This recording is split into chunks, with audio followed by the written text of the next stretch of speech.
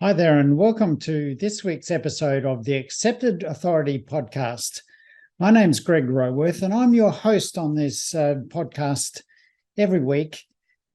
And this podcast is specifically directed towards helping you achieve that position of being the accepted authority in your field, and particularly around how to grow your consultancy firm and accelerate your marketing results by being seen as the accepted authority.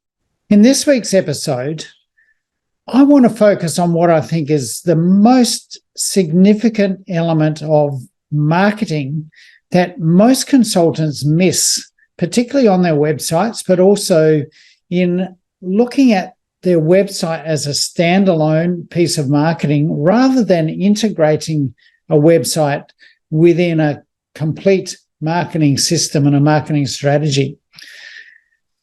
And I think that a lot of consultants, and we've talked about this before on this podcast, get their marketing and their websites totally wrong, and as a result, really achieve no traction in terms of generating warm leads and clients through that piece of marketing.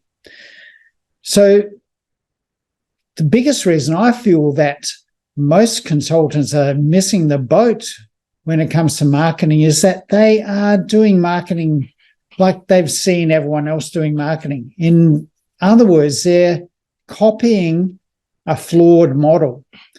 And when you copy a flawed model, you're going to get the same lack of results that everyone else gets. So when I've asked potential clients and existing clients about their websites and why they have a website, often the answers I hear are things like for credibility.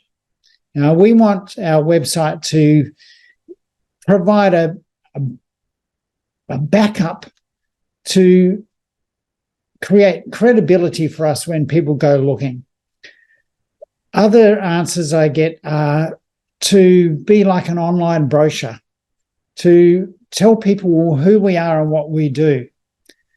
Other innocuous types of comments I get are things like, my pet hate, we want to get our name out there.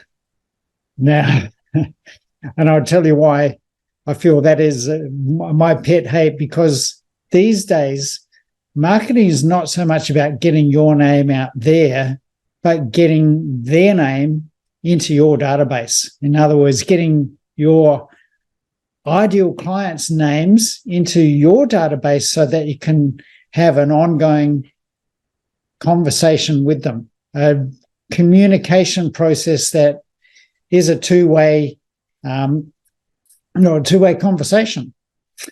So let's look at where people go wrong in their marketing. And we've talked about this before on the podcast, but I want to set the context for these 5 critical questions that you must have answered by your marketing if you want to gain clients through the marketing. And of course, if your intention for marketing is not ultimately to acquire more clients, then what's the whole point of it?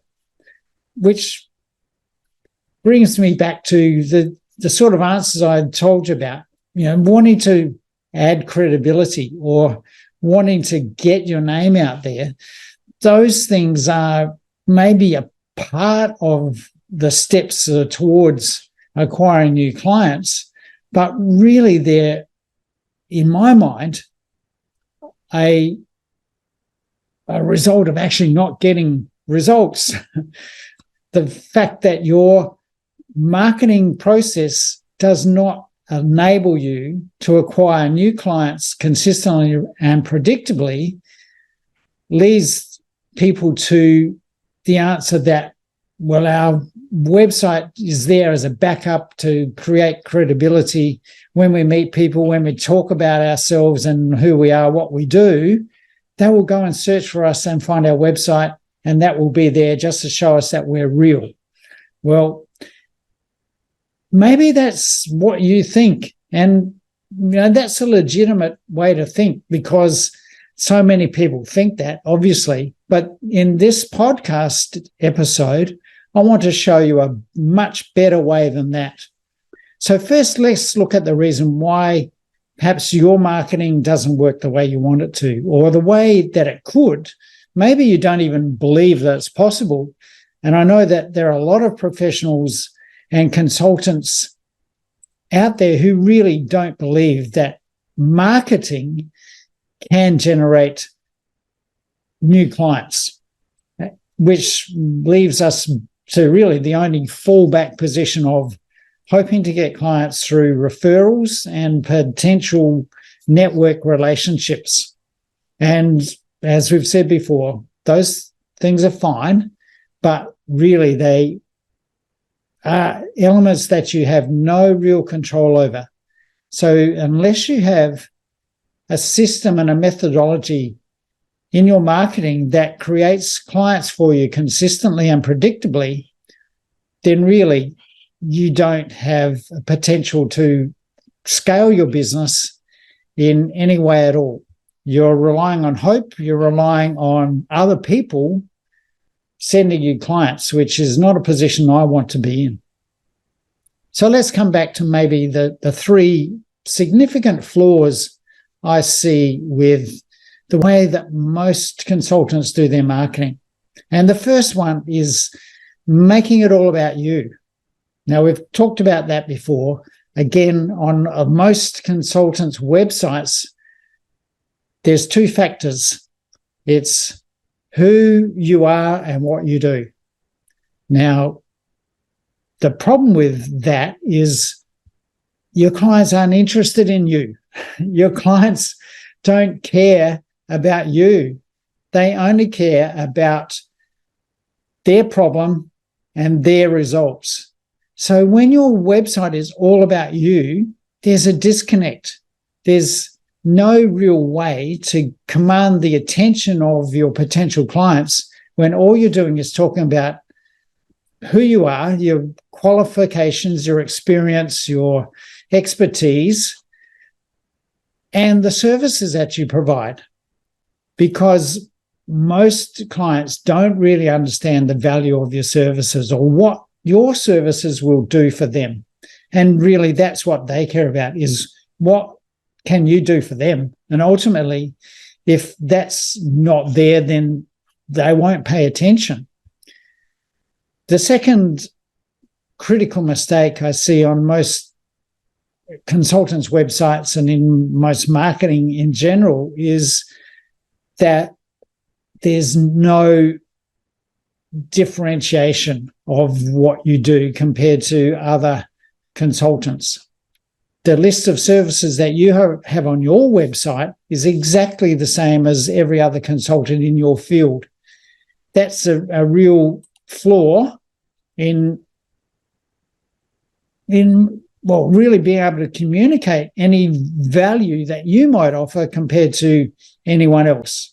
It really doesn't give your potential clients a way to look at you and say, yes, that they're the firm that I need to work with. They're the ones that make you look like a commodity. When your list of services is just like your competitors' list of services, your clients consider you as a commodity, and if they come to you, or they will come looking for the cheapest price. They will be shopping around, looking for who will do it cheaper. And really, that's a major flaw in the way that it's certainly not how I would want to go to market if I look the same as all of my other competitors. And really, the only choice that a client can make to differentiate you is who's cheaper. The third mistake I see is making your marketing a one-way communication, trying to sell your services now. If your website only talks at people instead of having the capability to engage them in an ongoing two-way dialogue, you're really missing out on some sales opportunities. Just think about it. How often do people buy when they go to a website the first time? Unless it's a very low value proposition, things that would happen on a Shopify site or one of those where it's really a commodity product in a lot of ways that you see on those sites where they're low value and people go to pick up a bargain. If you're not in that pick up a bargain type business, then you must do things differently. You cannot expect people to buy your services from one visit to your website. I mean, just think about it. How often have you gone to a website and thought, that looks interesting, I'll check that out again later? Then when you go to check it out, you've actually forgotten what the website was, and there's no way you can find your way back there.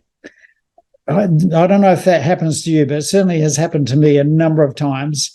And it really, if that's what's happening with you, it means that you are missing out on sales opportunities, because if clients have that level of interest where they might even think, we'll go back and check that out, but then you lose them because there's no way to actually create a breadcrumb trail for them so they can find their way back or find their way ultimately to making a call to connect with you, then you're missing sales opportunities.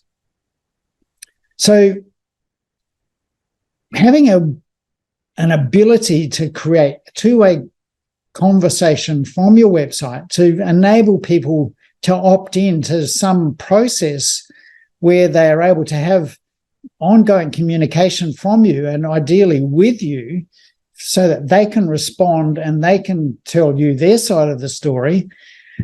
Again, if that's not there, you're missing opportunities. So that's where I see the flaws in most people's marketing.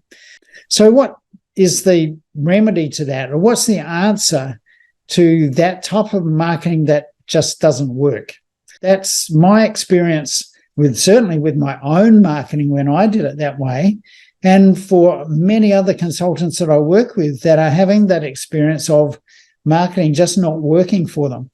It's not bringing them the premium level clients that they're really looking for. To flip that around, to make it so that our marketing does work, so that it does attract the attention of our potential clients and gets them moving along a path to finally connecting with us, reaching out to us and asking us for our help, we need to answer 5 critical questions that are in their mind before they start that journey. So those 5 critical questions are, firstly, why should I pay attention? Secondly, can you or your product or service help? Thirdly, they want to know, how does it work? The 4th one is, why should I trust you? And then finally, how is this different from everything else I've tried in the past? So if you think about it, logically, they're the questions that you probably have in your mind when you're going shopping for a service or you're shopping for a solution to a problem you might have, and you're really wanting to work through the process of, is this the right solution for me? Is this the firm I should use? Is this where I should invest my money to get a result that I'm looking for? Those are the 5 critical questions. And then, there are some sub-questions within each of those 5. But if you don't satisfactorily answer those 5 questions, you're not doing business with that firm or that person. There's a breakdown. If one of those questions is not answered, you don't pay the money. You don't make the commitment. You don't go ahead. So let's look at it a little bit deeper. Why should I pay attention? We've got to grab the person's attention to start with, otherwise we go nowhere. And that is the most critical element in all our marketing. We need something that reaches out to them so that they think, is this something I should check out and take notice of? Or the other question is this something I should be wary of and disregard? And with the volume of scams and spammers around today, that question is something that arises almost immediately for all of us, I'm sure. I know that for me, I'm always on the lookout for something that could be a scam. It's just so prevalent today that we as marketers, to look at it the other way, have to get through that filter. We have to be able to break that barrier down so that people then are prepared and willing to take notice and to go beyond that. And a factor within that is also the question, why should I listen to you? So we've got to, within our marketing, address those challenges, address those barriers and overcome them and break through so that we do get people's attention. We do get them starting to take notice of what we're saying and listening to what we're saying so that our message can actually get through. Then once we actually get that attention, we are going to need to answer the question, can you or your product or service help me? Your site visitors or the people who are engaged in your marketing want to know that you can actually offer a solution to their problem. Do you have the answer to their challenge? They don't want to know what list of services that you're offering. They want to know that you have a solution to their problem. And they also want to know why you have a solution to their problem. Why you and not everyone else? That uniqueness we talked about, your difference, your competitive advantage. We have to communicate that to our potential clients before they will go past everyone else and come to us. And finally, to help that, they want to know who else has benefited from our solution. Who else have we worked with in the past that's achieved the results that they're looking to achieve? If we can provide that level of credibility, that level of believability by having other people tell our potential clients that they've achieved results going through our program, it's much better than us saying how great we are. It's much better than our marketing blowing our own trumpet. We need our existing past clients to be blowing our trumpet. If they're the ones that are doing it, people are prepared to pay attention to that, and our claims will be much more believable when other people are backing them up. Now, the third question is, how does it work? This is a real area that we are able to use to build credibility and trust. Now, one of the factors that we're trying to achieve always in our marketing is to build credibility and trust, but most of us go about that in totally the wrong way by thinking that our credentials, our qualifications, our expertise are going to do that. But really, for most professionals that are competing with you, they probably have the same level of credentials, same business degrees or degrees in the field that you're a specialist in. They have a number of years of service providing the services that you provide. They've had results in the market or they wouldn't still be in business. So presenting our credentials and expertise really doesn't differentiate us enough from our competitors. The things that do differentiate us is our methodology, our unique solution to the client's problem. Our clients want to know that not only do we have a solution, but is our solution unique? Because often people with problems have tried to fix that problem in the past and have failed. And often they've had other consultants or other advisors or other assistants to try to solve that problem and have failed. So if we are just presenting the same solution that someone else has tried with them in the past, again, up go the barriers, up go the roadblocks, and that's the end of the journey with us for that client. So we need to be able to reassure them that our solution is different. Our solution is new. They've never tried our methodology before. And when we can present that and communicate that to our potential clients, it creates hope. It really helps also to create trust and credibility because they see a methodology and a system in place. It's not just us making it up as we go. We don't just have to rely on our wits and our talent to find a solution and hope that we come up with the right answer. When we can systematically show them how we work to get a result that they're looking for, that's probably the best method of creating trust and credibility because they can see that we know what we're doing. It's not just a random approach where we might strike the right solution as we go because we're very clever. Now, hopefully we are clever, but our clients trust systems and processes more than our cleverness. So make sure that in your marketing, you're communicating how you work in a way that shows clients the outcomes that your services produce. They don't want to know our step-by-step way of working. They want to know what the outcomes of those steps are.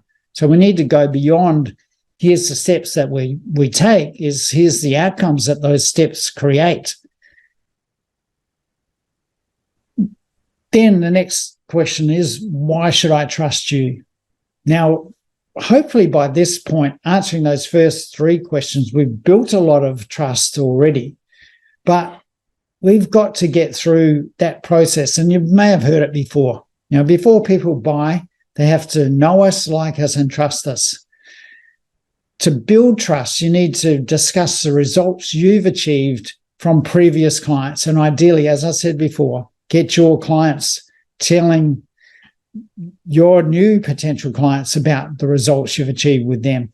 Third party or social proof is more trustworthy than any claims that you might make. Everyone thinks they're unique, and they are. Everyone is a unique person. So everyone thinks their situation is unique. We've got to overcome that, well, I'm different, so why will your approach work with me?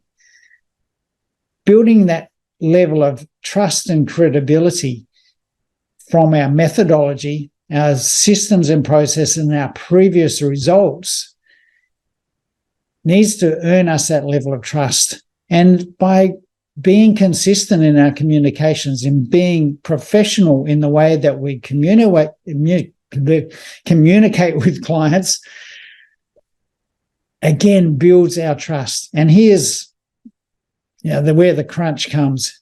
If our website undermines trust by looking less than professional, all of the elements of credibility and trust we've built to date in our marketing process will just come to nothing, because if that credibility isn't there, or if that design and appearance of our website looks amateurish, then all the hard work we've done is just gone up in smoke. Well, finally, the final question we need to ask is, how is this different? And again, this is about creating your own unique methodology and presenting that in a way that gets the message across to your clients that there's no one else who does what you do in the way you do it to get the results that they're looking for. When you can communicate that in your marketing, and that's what we need to go to work on, then we get results. Then we get clients coming to us assured that we are the ones that they need to solve their problem for them. So I hope you understand the value and the need for answering those 5 critical questions in your marketing, because if that's not happening, you're not getting the results you're looking for with your marketing. You're not getting premium clients coming to you in enough numbers consistently and predictably to get sales results that you're looking for. So make sure that your marketing, your website, any activities you do online, answer those 5 critical questions. If you'd like to know more about how to create marketing that works like that, then reach out to me, either DM me or go online to businessflightpath.com and connect with me there, or find me through LinkedIn or Facebook. Just search for Greg Roworth and you'll find me, and get in touch in some way. On my website, I have a lot of free information that you can help to learn more about this process that I'm talking about, that has been extremely successful for helping me build and grow 3 successful professional practices that I've been able to sell. So learn more about that, take the action, make sure your marketing is answering those 5 critical questions, and keep turning up to this podcast every week. I hope that you're getting value. Please give me feedback. Let me know how you feel about this podcast. Are you really getting value from it? And what else would you like to know in future episodes? So that's it for the Accepted Authority podcast today. I'm Greg Roworth. Catch you next week.